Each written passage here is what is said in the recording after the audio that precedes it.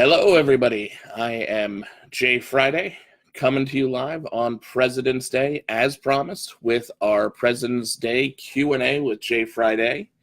I'm going to be here live for the next little while, answering your questions about Amazon, e-commerce, owning your own business, really whatever you want to know about, I am going to be talking about. I'll give everyone a few minutes to file in and start asking questions. In the meantime, for those of you who don't know me, I wanted to talk a little bit about who I am and how I got into this business, why I do what I do, why I'm doing this Q&A, and a little bit about what I actually do. So for those of you who don't know, I'm Jay Friday. I own an Amazon business as well as a consulting business where I help other Amazon sellers to grow their businesses, make their businesses stronger, to break through ceilings when they hit ceilings, and to stop their businesses from growing stagnant. I also help new sellers coming to the platform for the first time to get set up the right way to make sure that their business is Amazon compliant and that they have the best chance to actually grow a new business in the environment that we're in now. It's harder than ever to start a new business on Amazon. Amazon has levied a lot of different rules that they didn't used to have. It used to be much, much easier to start a new business. But I'm here to help guide new people to actually get their businesses going. So with that being said, a little bit about who I am, how I got into this business. In 2011, my wife and I were both working on Fort Monmouth here in New Jersey when it was closed by the government. They had a commission called the BRAC Commission that closed 5 or 6 different military bases. And we very suddenly found ourselves both out of work at the same time because we were both working on the base. We had both had very decent paying jobs. We were living pretty comfortably at the time. And all of a sudden, we were both out of work. We, at the time, had my son, who's now 11, so he was just a few years old at the time, and we suddenly found ourselves both looking for jobs in a very saturated economy. There was suddenly an entire town's worth of people who were out of work along with us. And for the next 2 years, we spent looking for jobs, first trying to find jobs that would pay as well, then just trying to find jobs, period. And we weren't able to. We ended up losing our apartment, getting evicted from the apartment that we lived in and having to live with family. There was a brief period where I was having to stay in my car while my wife had to stay with some of her family members. We were blessed to have family in the area who would help us out. But needless to say, it was easily one of the hardest times of our lives. And in that desperation, my wife had found a job posting on Craigslist. And of course, that should point you enough to the desperation that we were looking to Craigslist for job postings. But she found the job posting, and it was a job posting from an Amazon seller. We didn't know what that was at the time. And I remember going with her to scope the place out because I was really nervous about her going to a Craigslist job posting. And we find the place, and it's down at the end of the seediest alley that you've ever seen, the back side of garages, and just this was not a place where I thought you go to interview for a job. This was a place where I thought you went to get kidnapped and killed. So needless to say, my wife did go on the interview with me, waiting very patiently directly outside the door to make sure that nothing happened, and turned out to be on the level. It was an Amazon seller. He was selling DVDs, and she got the job, and we were very, very blessed. And she was coming home from this job every day telling me more about it, telling me about this business of, he was buying DVDs from wholesalers and selling them on Amazon, and Amazon was shipping the product to the customers. So he only had to touch the product, the day that it came in to check it, wrap it, and send it back out. And I came from a business background. I went to Pace University, so I'm hearing more and more about this business that I had no concept of, and just, salivating at the opportunity, the scalability and the things that you could leverage with an Amazon business, and more thinking, if he could do this, why can't we do this? And a few months into her working with him, one of his friends who actually also had an Amazon business had a job opening. And so I took the job opening with her boss's friend, and turned out to be a larger seller who was doing more than DVDs. He was doing a little bit of everything, and he had a larger account. He was doing about $5 million a year in sales. And so I was very, very excited to get to learn even more than what I had already known. I got to learn all these different categories, different sourcing methods. His business was doing online arbitrage, retail arbitrage, wholesale. While I was there, we broke into private label. He was really doing a little bit of everything. And he was fully open. He was a fantastic mentor to teach me just a ton about this business, how to work, how to communicate with Amazon, how to find inventory, how to negotiate, a lot of different things. And about a year into me working with him, at this point, I had become his right-hand man. I was really managing most sides of that business. He started to take on a coaching business. We had risen his sales from $5 million a year to $10 million a year. Hi, Adele. I just went through the story with Adele 2 weeks ago now. She had a fantastic event in Pennsylvania. If you're in Pennsylvania, look for her meetup group in Easton, PA on the Meetup app.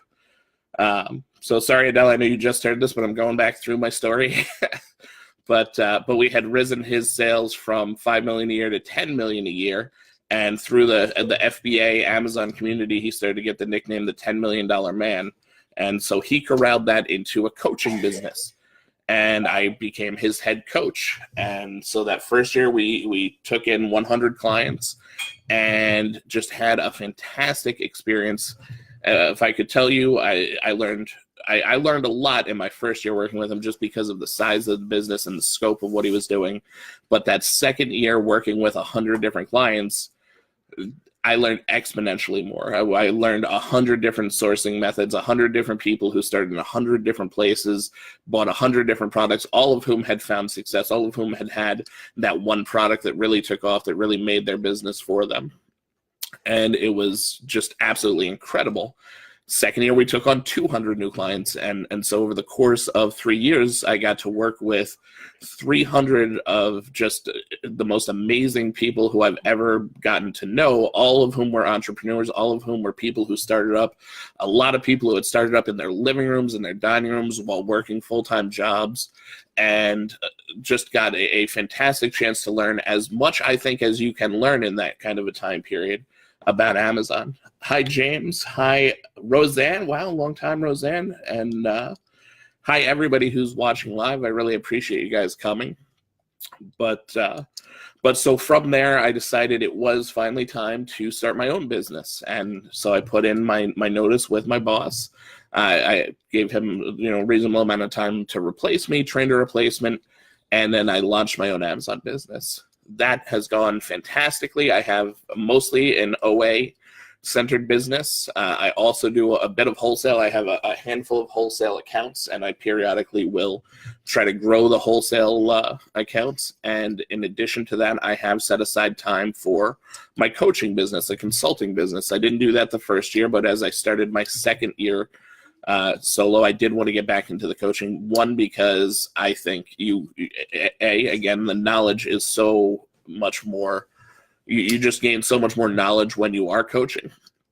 Like I said, when you have a network of people you're connected to, Amazon is one of the most adaptable marketplaces in the world. It's changing all the time. And if you're by yourself, even if you're dialed into the Facebook community, you may not always know, if something that's happened to you is part of a big change, part of a mistake, something that's just happened to you. So being dialed into multiple sellers, you can always see changes on the horizon. You can always see when something big is happening. And then I can share that information with all the people who are clients, which is fantastic. So I get a big benefit from that. I also love coaching. It's truly what fulfills me. What gives me the most fulfillment is working with people and getting them to learn something new, something that's going to change their business for the better. It's really what fills me out and makes me feel like I've done, I had my best day. So it's something that I've wanted to do. And with that, here I am, and just trying to share that blessing with as many people as possible, share the knowledge that I've gained with as many people as possible, and help bring this blessing or this opportunity to as many people as possible. So with that said, We have a couple of people watching now. If you guys have any questions, that's what I'm here for. Happy President's Day. Let's dive in to do a Q&A. I'm sure between the things that have been going on this year, there must be some questions out there. I'm sure people are dealing with taxes, dealing with Amazon's new inventory policies, dealing with the way Amazon has almost virtually changed overnight how they act.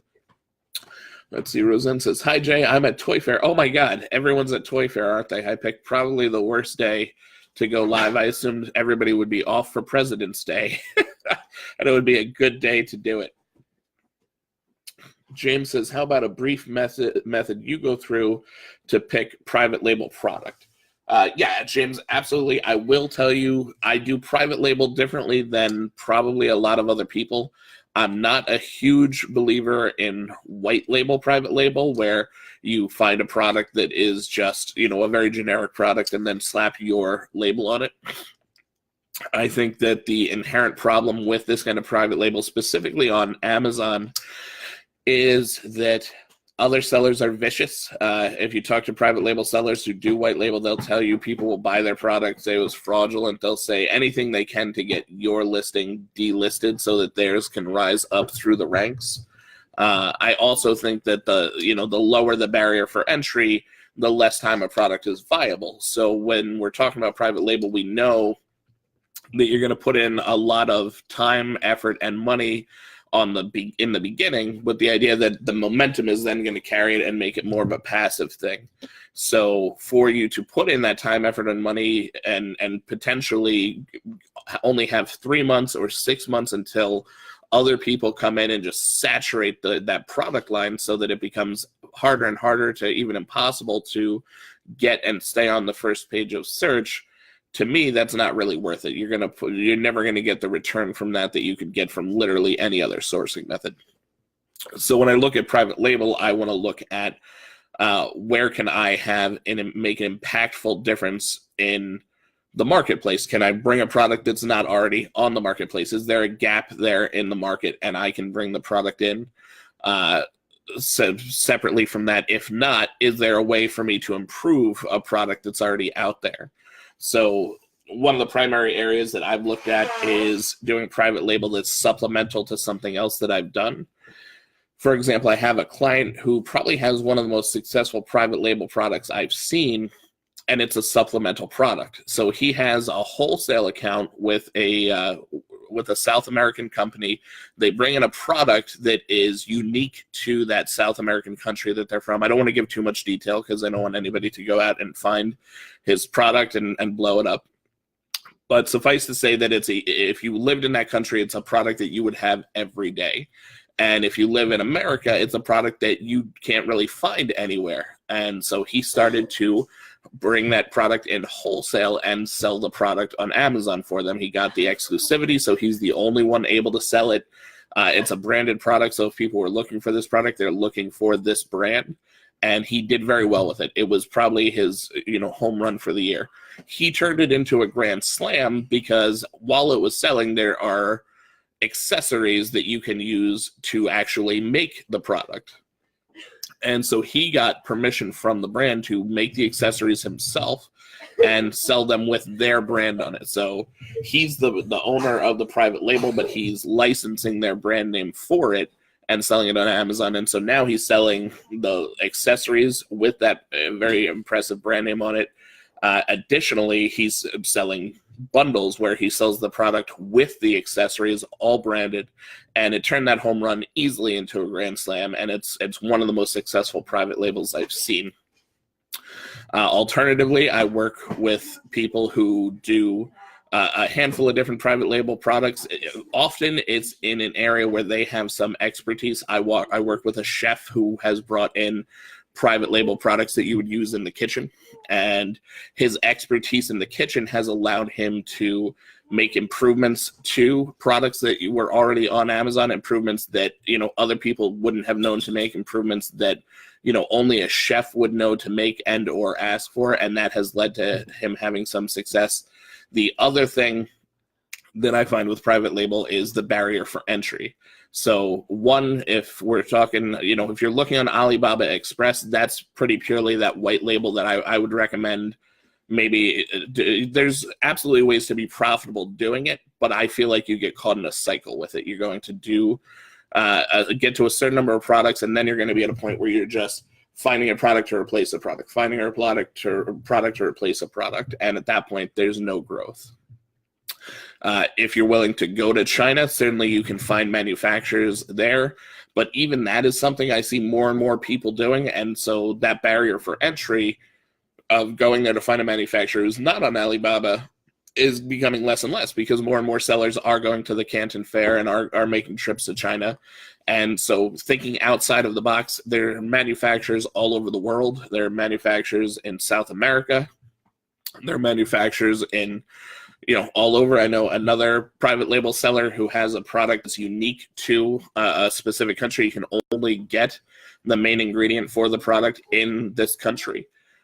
So he flew to that country, found a manufacturer, made the deal. He does have the product brought in, the packaging for the product brought in from China, but the product itself is made in this other country. And there's now a barrier for entry. You have to know this product. You have to go to that country, find the manufacturer. These barriers for entry are going to keep saturation from creeping in and keep those products from being short-term products.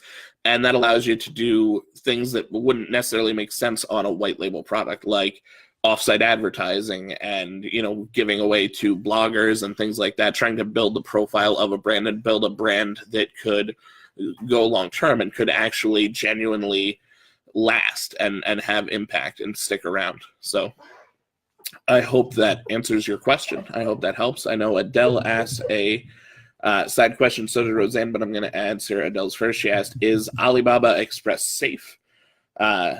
Safe in what way? I mean, I wouldn't buy a product on Alibaba and then Express and then list it on Amazon, because Alibaba Express is the retail side of Alibaba, so it's almost like buying from eBay. It does not, you would not have an invoice that Amazon would accept for authenticity or for if you had a used not as new complaint or even an IP infringement complaint. And I think the latter, the IP infringement complaint, is what you'd be most likely to get, because what happens is a person will make a deal with Alibaba Express, with Alibaba, and find a manufacturer, and they'll get a product manufactured that they'll then put on Amazon and probably other marketplaces, their own website. They'll get a brand registered, and that manufacturer who they found on Alibaba then lists the product for sale, on Alibaba again, but also on Alibaba Express, because the problem with Alibaba is you're already dealing with manufacturers who have crossed into the online market space. Alibaba is an online marketplace, so they're already selling online. Once you can prove that a product is, as soon as you're willing to buy a product, they're going to cross-list that product on Alibaba and Alibaba Express to try to sell to more customers. And if you can prove that product is profitable by, increasing the number of sales, you're increasing your purchase orders with them, you have a very good chance that they're going to start selling the product on Amazon, and their invoices are going to be significantly better than yours. So yeah, Alibaba Express is not suitable for OA, and if you're looking at it, from a private label perspective, those are not the manufacturers you want to be working with. Now, Roseanne asked, finding replenishables. So this certainly, obviously, private label, that's the biggest benefit, is private label is replenishable. If you are putting in that effort, I compare it all the time to a rocket ship, right? You're putting in all the effort on takeoff and expending all the fuel on takeoff, and then momentum is carrying you the rest of the way. And so that's where the income becomes more passive, because you're just replenishing over time. Every time a certain amount sells, you replenish a certain amount more. Additionally, obviously with replenishables, we look to wholesale. Wholesale is significantly more replenishable than RA or OA, because you're not dealing with products that are, being discounted 70, 80, 90% off because they didn't sell in a specific region. So you're looking at keystone pricing where you get 50% off. Now that means two things. It means that your margins are going to be lower, right? You're never going to find as high margins at 50% off of the retail price as you will at 90% off of the retail price. but it also means that that price is going to be more stable and that product should be replenishable. When we buy something at 90% off, 10, 15, 20 other sellers find the same product in the same store at the same time. We all send it in at the same time to Amazon. And what happens? That price drops, right? There's no change in the demand, but the supply suddenly goes through the roof.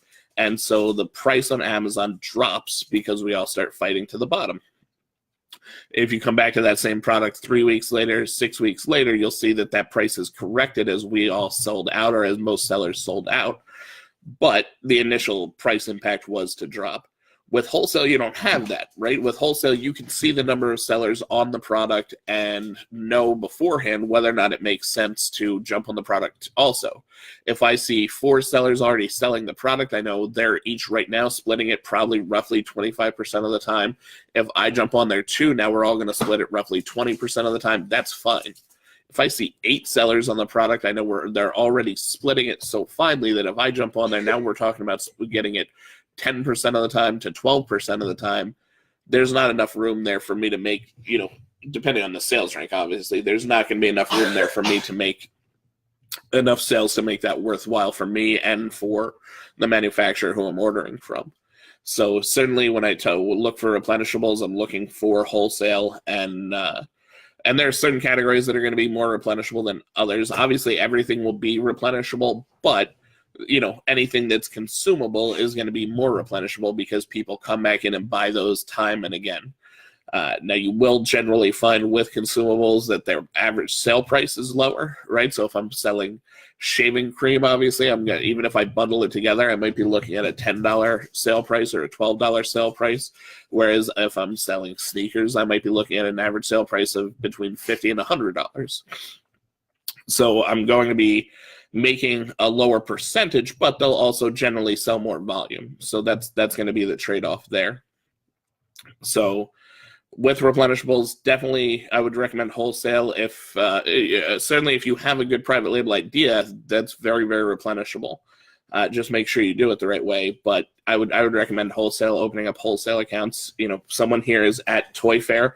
That's probably what they're doing, is looking to make wholesaler relationships and start to open up those accounts if possible. Now's a good time of year for toys, even though toys aren't very profitable on Amazon in Q1, 2, and 3. If you can open up the accounts now, find some stuff, place some orders, build a relationship, then you can place those Q4 orders and get some of the products that other people are struggling to find at retail arbitrage. Again, you won't get the same margins, but you might find products that other people won't be able to find in Q4.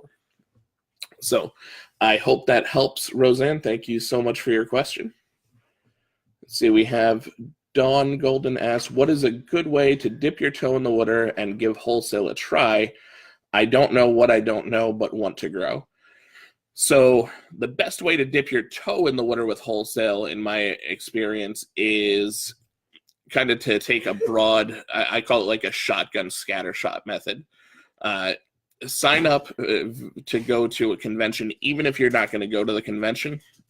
And what will happen is, just for signing up, you might have to pay a fee, $25, $50. It's completely negligible. But sign up to go to a convention. If you know a category where you have more experience, more information, you've been selling there, you previously worked in that category, you have some insider knowledge into it, find a convention for that category. Otherwise, you can go much broader with one of the bigger conventions. And when you sign up for a convention, you get access to the distributor list. Who are the people who are going to be there who have a booth? And everyone who's going to be at that convention who has a booth, all of the manufacturers and wholesalers will have their email address, their company website, their address. If you have a virtual assistant, this is fantastic. Virtual assistant work, have them go through and literally create a spreadsheet list with all of the people who are going to be at that convention with that pertinent information, and then create a template email for them to send out, just letting them know who you are, tell them a little bit about your company. If you have a company website, that's fantastic. If you're going to dip your toe in the water with wholesale, it might be worthwhile to create just an informational website. So it's just a single page website about your company. You can make it yourself, or if you know somebody who's particularly computer savvy, it's very, very easy to put one of these together on any of a number of different sites, Squarespace, any of these different sites that will help you to build out a website. And so you can link to your website and just let them know that you're interested in their business, what they're doing, and you'd like to open an account to potentially, buy products from them. And what'll happen is, if there are 1,000 wholesalers that you send this email out to, a third of them are going to send you back an email, or a third of them aren't going to respond at all. Another third of them are going to send you back an email letting you know how to open the account, what you need to do. And there's going to be a third in the middle who want to know more information about you. And of that middle third, maybe half of those you'll be able to provide them more information, just answering some questions and get, potentially open those accounts. So that'll give you access to a large number of accounts that you could potentially order from. Now, this is where it gets time consuming. There is software that can help you if you're doing OA. A lot of the software that people use for OA, like arbitrage. The names are completely escaping me, but I'll get the software names and get them sent to you, that you can actually run a list of products through, and it will pull the information back from Amazon. So it'll let you know what the sales rank is, what it's selling for, all that key information, how many other people are selling it, and you'll know whether or not it'll be profitable. So it's fantastic if you can run lists through that you get from these wholesalers. That's the most time efficient way. Again, that's something a VA can be trained to do. And you'll find an account where you can buy inventory, sell it on Amazon, make a profit, and you'll be able to replenish it. That's the best way to dip your toe in the water, is to find one account that you can sell. Tactical arbitrage. Thank you, Michael Flanagan, with the save. I flustered and couldn't remember. I was calling it online arbitrage, which is obviously not what it's called. Tactical arbitrage does it. ScanPower also has a fantastic software called Evaluate that you can run a list through. That's actually what I prefer to use, because you can run a larger list through. Tactical arbitrage works just the same way, but you might have to, depending on how many products come on the list, you have something like 1,200 to 1,500 lines on a spreadsheet before it will cut off and not run anymore. Whereas with ScanPower, I can run up to 10,000. So, depending on who you're getting, you may get catalogs that are 5 products, 8 products. You may get catalogs that are, 10,000 products. So it's good to be able to run those lists and very quickly filter in a spreadsheet to find out what's got a high ROI, what's got a high net profit, what's got a good sales rank, and cut everything else off, and now narrow it down to what's the best of the best out of these. So what has high ROI and high net profit and a good sales rank? Okay, these are the 5 SKUs I'm going to order, and then copy and paste that into an order sheet. So that's probably the best way to dip your toe in the water, unless you have some other insight. A lot of people know someone who sells a product or have access to wholesale accounts from previous businesses, previous experience. That's great. Reach out to people the best way to dip your toe in the water is just to do it. You know what I mean? There's no magic to it. Wholesale, that is really relationship building. You have the scattershot method that I just described to you. The other method is going to Toy Fair, going to a trade show, meeting with manufacturers of different products, forming a relationship. I'll tell you, if you're going to a trade show or if you're at Toy Fair now, my recommendation would be don't go to the mega companies, the gigantic companies. They're meeting with hundreds of people every day. Meeting with you will mean nothing to them. Go to the smaller to mid-level companies, where meeting with them genuinely gives you a chance to form a bond that could lead to a long-term relationship. If you're going to meet face-to-face, the benefit has to be that you formed a bond, formed a relationship, and now you can leverage that relationship into profit. And that's never going to happen at a gigantic at a mega company, where you'll also find with a lot of the mega companies, they have minimum order sizes that are hundreds of thousands of dollars, whereas a small to mid-level company may have no minimum order size. So just different things to keep in mind. But yeah, the best way to dip your toe in the water is to find a wholesaler, place an order, get the product in, and send it to Amazon. And then you'll have sales history. So you can say, I sell 10 of these a week, so I'm going to buy 3 months worth. And in, 8 weeks, 10 weeks, I'm going to reorder depending on how long it takes to get the product in. So thank you so much for your question, Dawn. I hope that helps. Adele says, I think today is the last day for ASD and it's free. So yeah, I'm cutting in live on a lot of different trade shows today, apparently. Or is she saying to get tickets for ASD? I didn't think ASD was today. Adele says, do you mention you sell on Amazon to wholesalers? So it's a fantastic question. I like to beat around the bush that I sell on Amazon. So yes, I mention it, but in a way that gives me an out if they're not okay with it. What I'll generally do is ask the question. If a lot of wholesalers, I actually have a partnership with a retail shop, so I use the retail shop as the end that we're ordering for the retail shop, and then I ask the question.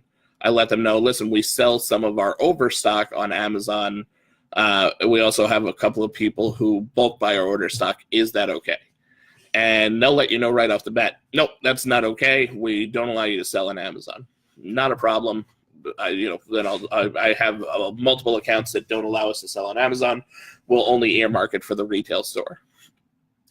Other people will say, yeah, we have no problem with you selling your overstock on Amazon. So it gives you a way to ask whether or not you can sell on Amazon without saying, hey, I'm an Amazon seller, and shutting the door on the relationship. That being said, if they're not okay with you selling on Amazon, you have a decision to make. Is it worth your time to buy their product, send it to Amazon, and possibly at some point have them shut down where you can't reorder? It might be worth the test. That's obviously going to be up to you, up to the account. They'll never be able to get your product off Amazon other than filing an IP complaint, which if you have the right template and know what you're doing, you should be able to get around an IP complaint or get onto a better listing. What they may do, though, is if they identify, hey, we sold this person this number of these SKUs, and that's exactly what's on this account on Amazon, so we know this is this person, they may shut down your ability to buy more product from them in the future. So, yes, I tell them, I generally like to broach the subject first. A lot of times in my experience, especially with wholesalers, particularly with distributors, you're dealing with a person who wants to open the account, wants to sell to you. They benefit from opening the account. And so they'll let you know what is okay and isn't okay, but you have to kind of read into what they say. Give them outs, give them the ability to say, yes, this person, sells on Amazon, but only their overstock. Give them the out to say, oh, they earmarked our account that they won't sell on Amazon. Give them the ability to, make excuses if the spotlight ever gets put on them of why the products they sold ended up on Amazon. They need to have the answer to say. And so we basically give them that answer. Michael Flanagan. Hey, Mike. How you doing? Long time no talk. He says, I started by going to Walmart and scanned everything in the health and beauty aisle. Found 5 or 6 items that showed a decent rank in profit. Purchased one of each of the items. And then when I got home, looked at the packaging for each and found out where I could buy them. Most every product will show a manufactured by or distributed by. Find the website and then search for a wholesale application. Do this 5 or 6 times a week, and in no time you'll have a couple wholesale accounts. Mike, that's actually fantastic advice. I didn't mention you also can take products. Like he said, he went out and sourced products in a specific category he wanted to sell. You can also take products you're already selling, things you already have a history with and a knowledge of how well they sell, brands that you're comfortable with, things like that. Trace them to a manufactured by or a distributed by. Reach out to the brand owner. Even if it seems like a gigantic brand that won't sell to you, most brands will have a distributor in your area that you can buy from. And distributors are usually much less finicky or picky than the brand owners themselves. So it's usually easier to open up an account with them and to place orders with them. They'll usually have lower minimums or no minimums on orders, things like that. And that distributor, once you're in and you've opened up that account, may carry other brands. So be sure to ask them, what other brands do you distribute for? What other brands do you carry? And that can actually get you access to a few more wholesale accounts as well. Thank you so much, Mike. That is fantastic info. Anyone else have any questions? It's President's Day. You're here with Jay Friday, and we're honoring this day with information on Amazon e-commerce selling. See, a couple people have joined. Jennifer Geary What's up, Bug? And Ron Tager, he joined, but he won't talk to me. He's very upset with me, and I can't figure out why. But ask your questions. Let's get the information out there. I want to help as many people as I can today. For those of you just joining, I'm Jay Friday. I know some stuff, and I'm trying to share that information with as many people as possible.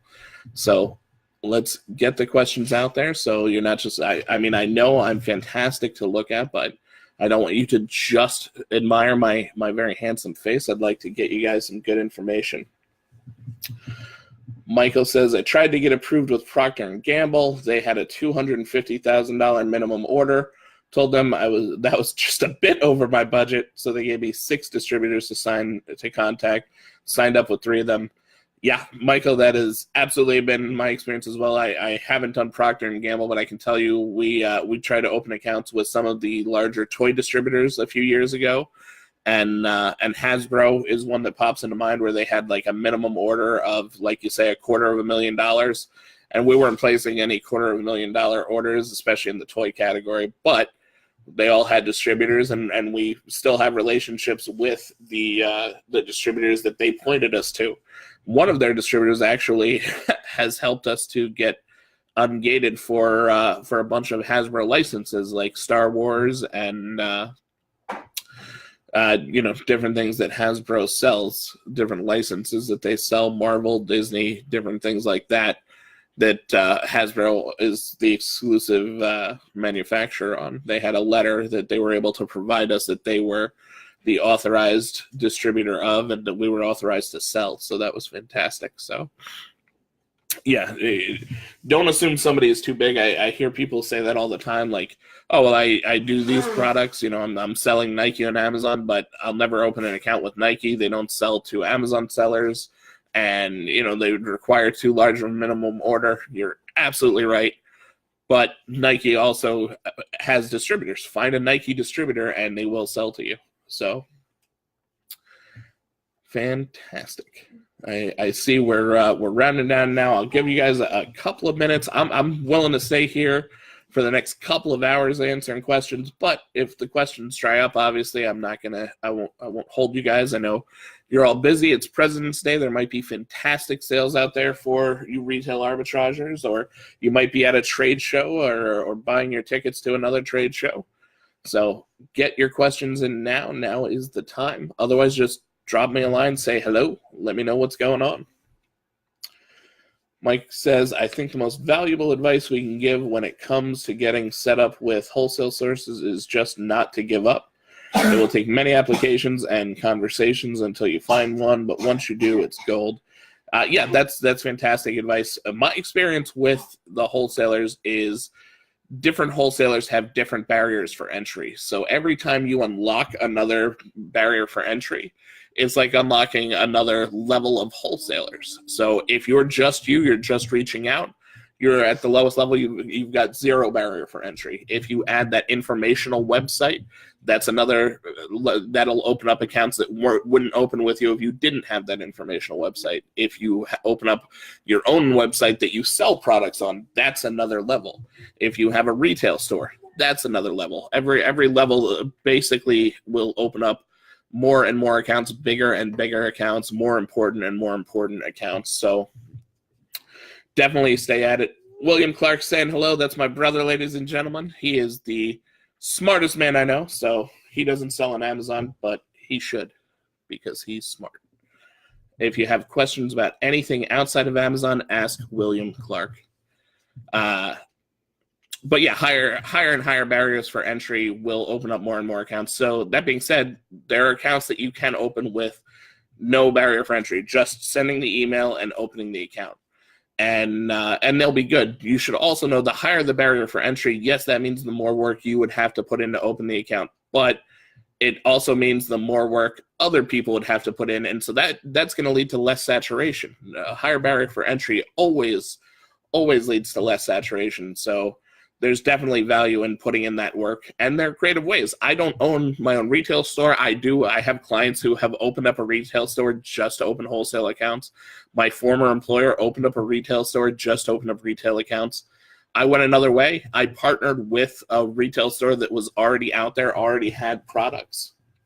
I helped them to bring their overstock products that won't sell to Amazon, and now I use their name and part of the partnership to open up accounts that they place orders from for the retail store, and I place orders for Amazon, and that's very helpful. Adele says, "You have a brother." I do have a brother. He is 9.5 years older than me, and he's my brother. I don't know what else to say about that. He's awesome. He lives in the area. I'm his baby bro, as he just said. Yes, I do have a brother. I also have a sister and a wife and a son and a mother. That's my family unit. So yeah, absolutely good advice. Definitely don't give up. The fewer of those barriers for entry you've crossed, obviously, the more people you're going to have to reach out to, and the harder it's going to be. But you will find somebody. Dawn says, "My friend is an Amazon newbie. She needs volume of sales to get ungated in more categories. Do you recommend groceries or another category to speed up the process?" Dawn, honestly, I generally don't recommend you speed up the process.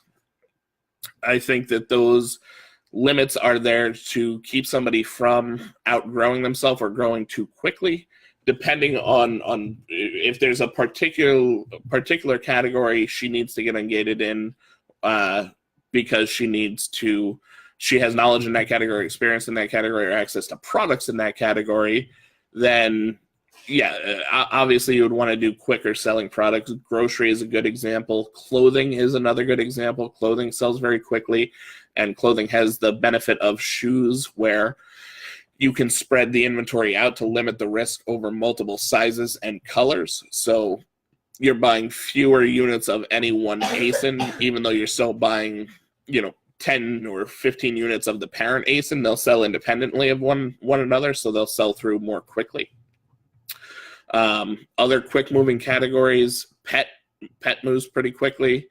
If you have any products in industrial and scientific, those fly in my experience. And if you're in the lower sales rank of any category, it's going to move quickly. So, again, I would say depends on where you have the best knowledge base. The one thing I will tell you with grocery you have to be aware of is expiration dates.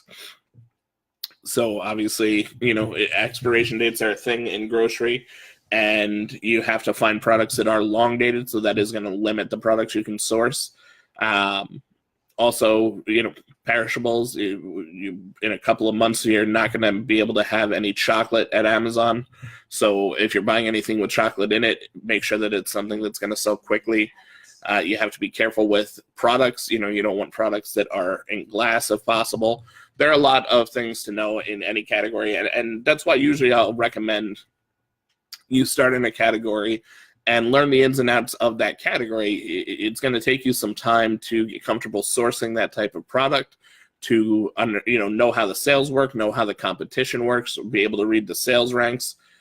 Anyone can give you a sales rank chart to tell you to stay in the bottom 1% or even the bottom 0.01%. And that means almost nothing in actual experience until you get in there and know, okay, if I'm in, clothing and shoes and I'm at 20,000, I'm going to sell, one pair the week it gets there, 2 pairs the week it gets there. Until you have that experience to know what those sales ranks translate to in real sales and know, what saturation. I know from experience that if I'm on a Nike listing, it almost doesn't matter how many other sellers there are.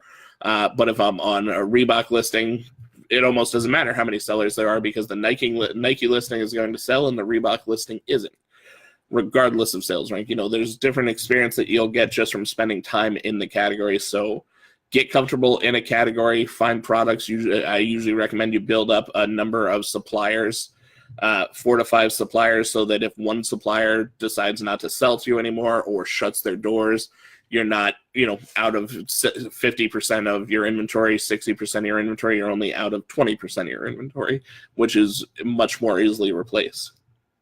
Then those sales will come naturally, and you'll be able to get ungated in other categories. And then absolutely, you want to diversify to other categories, and you add other categories the same way, one category at a time, learning the ins and outs, the highs and lows, what you need to know, what's important, and what the pitfalls are.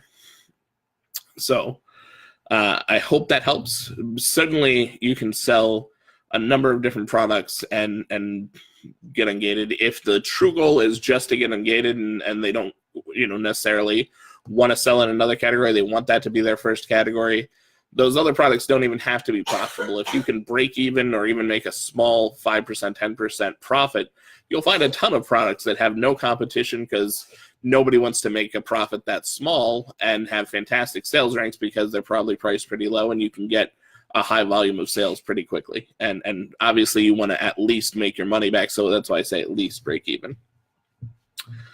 Adele says, do you sell at very high rankings in Nike?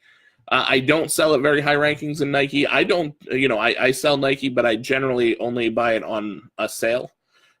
So, we have friends and family coming at the end of the month. I actually do it online. Online has similar sales to friends and family, usually within a couple of weeks of friends and family. So I do that. I also have a retail buyer now who will do Nike friends and family for me at the end of the month where they live. They don't live in New Jersey, so they'll do it out where they live. And the rankings are pretty good. I probably won't go over 100,000 in Nike. I can usually spend my money. If I wanted to, I could probably stay under 50,000 in Nike and still spend the amount of money I want to spend and be happy. So I don't sell very high ranking Nike. I think, you could. Certainly there are products in Nike that are higher ranked that also have very high profit margins. Some of those sneakers that sell for $300 are 150,000, 200,000, even a little higher, and you could sell those and they'll sell slower, but your profit margin is going to be through the roof because of that sale price.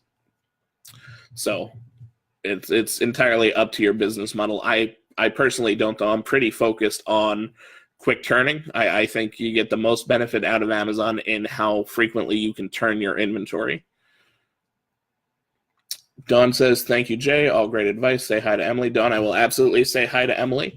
I know you guys have been emailing, so I'm sure she'll be excited to hear from you. Dell says, is Nike Friends and Family soon? Yes, Nike Friends and Family is coming up, I believe, at the end of the month. I believe it's coming at the end of February. So be on the lookout for that. What other questions do we have? We have Ryan Yapple joined. Ryan, hi. I know Ryan runs a Facebook group, one of the groups I'm in. It's a good group. I know I recall that. I can't remember the name of the group, but if you want to plug it in here, Ryan, that'd be fantastic. If anybody has any other questions, now is the time. We're here for President's Day to answer all the questions you have. Adele says, woo hop, which I think was woohoo. It was woohoo. Adele says, woo. Yes, Nike Friends and Family is always exciting. For those of you who are ungated on Nike or can get ungated on Nike, if you sell Nike, there's fantastic sale that Nike has, usually about once a quarter with their friends and family. You have to buy the friends and family cards beforehand. I think most people probably buy them on eBay and pay roughly $1 a card. You may pay more or less depending on what you find, but you take an extra percentage off. Ryan says, what's up? I don't run a group, but I'm sorry. I thought you actually ran. He's in Sourcing Simplifiers.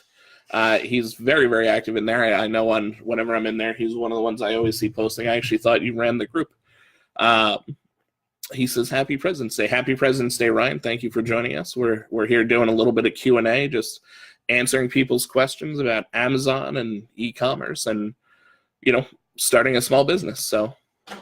So far, so good. Hopefully we'll get a few more questions. If not, we'll wrap up here in a few minutes. Like I said, I'm here for as long as you guys have questions. So keep them coming. Otherwise, just if any of you guys are taking a painting of me, I'll hold still for it.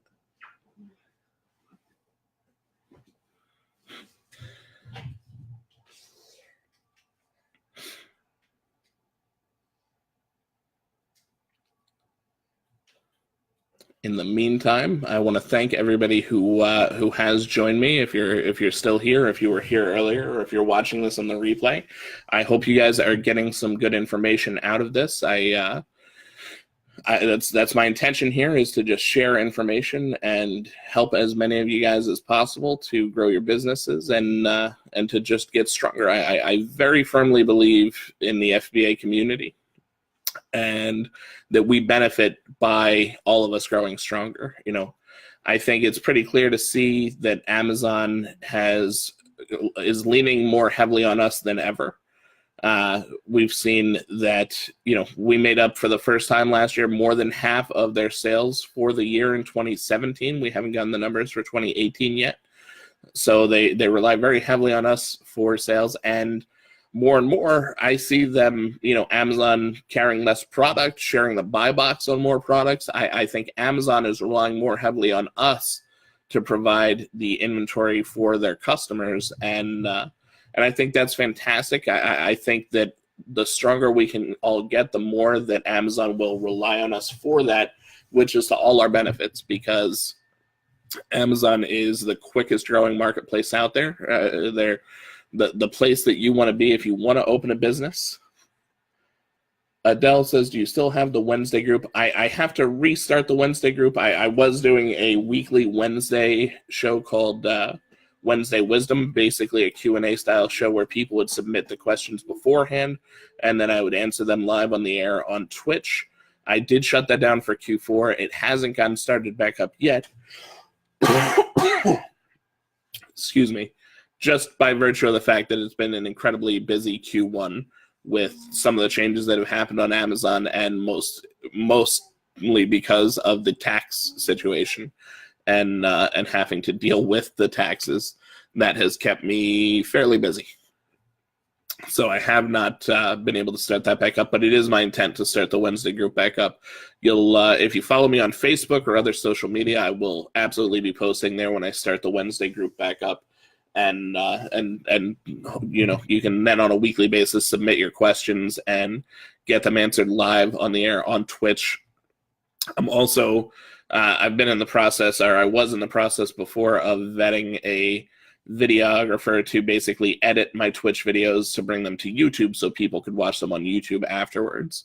But I'll have to start that process up again as well. So, yes, Wednesday Wisdom is still a thing. It will be coming back. I don't have an exact date yet, but soon. It's certainly one of my Q1 intentions to bring back Wednesday Wisdom. So, any other questions from anybody? Now is the time to ask. I see we have some people joining here. Welcome to the group. I'm Jay Friday. I think you guys all probably know me. We're doing a President's Day Q&A, so just celebrating our wonderful country by answering some questions about Amazon and e-commerce in general. And I'd love to, share the information, share the wealth.